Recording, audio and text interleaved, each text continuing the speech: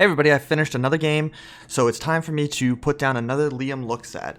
This one is for Dying Light 2, the sequel to one of my favorite games of all time. I really enjoyed Dying Light 1.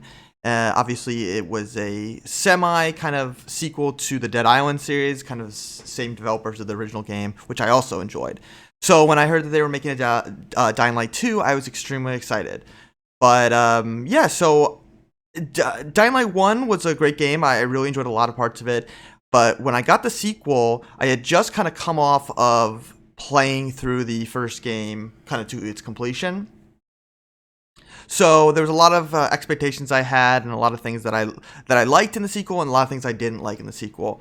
The first thing that I really do feel like this sequel did better than the first one was the parkour. I went back recently and played the first one, and I found myself really missing a lot of the innovations that they had made for this parkour system. I think that the parkour is just allows you to move through the city and move past the zombies a lot faster and a lot more fluid. And even though it does look a little kind of floaty and maybe even a little unrealistic, I think that in the sense of gameplay and what's fun, it definitely works. The grappling hook, which was in the original game, it is completely changed. It is no longer like a zip line where you just zip to it. You now swing almost like Spider-Man, and you can just throw that thing out as many times as you want, which is great. Makes it for one of the most fun parts of the game. The parachute, I think, does not work, in my opinion. I feel like as soon as I hit the parachute, no matter what I do, I am instantly falling as fast as possible. And really, I only used the parachute if I didn't have anything to grappling hook to be honest with you. It was one of the least used tools I had, and I just feel like it didn't do what it needed to do. Onto the gameplay and so I liked a lot of the gameplay. The melee combo was great, but I do definitely miss firearms. They took out guns for this game. This is like the future where all the guns have been spent and there are no more weapons, and I think that was a mistake. Personally, I think that the fun of Dying Light 1, it was never about getting guns, but the fact that you don't have any, I just feel like you kind of are already cutting yourself in half with your arsenal, and then I just feel like all of the weapons were just pretty much the same. You know, it was either you were using a chair leg or you were using an axe. To me, I think that taking out the guns was a mistake, and then there's an extremely overpowered crossbow, which you can use that thing, and it's so overpowered, and it just makes you think, if you were going to give this to you, put this in the game, why would you take out guns if you're trying to essentially make the player nerfed? Other than that, I do really enjoy the combat. I enjoy a lot of the systems that they have, but I will say the biggest thing I think that this game is missing over the first game is the horror aspect. The first game, when you went out at night, it was probably the most terrifying gaming experience I'd ever had. No matter what, you go out at night and there's going to be the volatiles, and they're just going to be roaming the streets, and you just have to either sneak. And I never got high enough level where I was just slapping them around like I've seen people do online. So to me, it always stayed scary.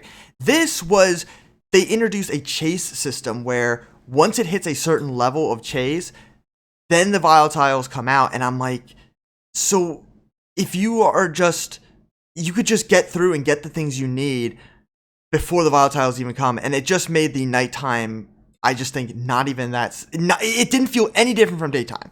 It was no more scary. The volatiles, I feel like I never saw them, and it sucks because they're actually a really cool enemy, and I think a really interesting design that not a lot of zombie games have. Like, this has the normal zombie game enemies, like the one that explodes, the one that spits on you, the one that's like a big tank. But I think the volatiles is something that is very original to this game, and it sucks that essentially they're not really in it as much.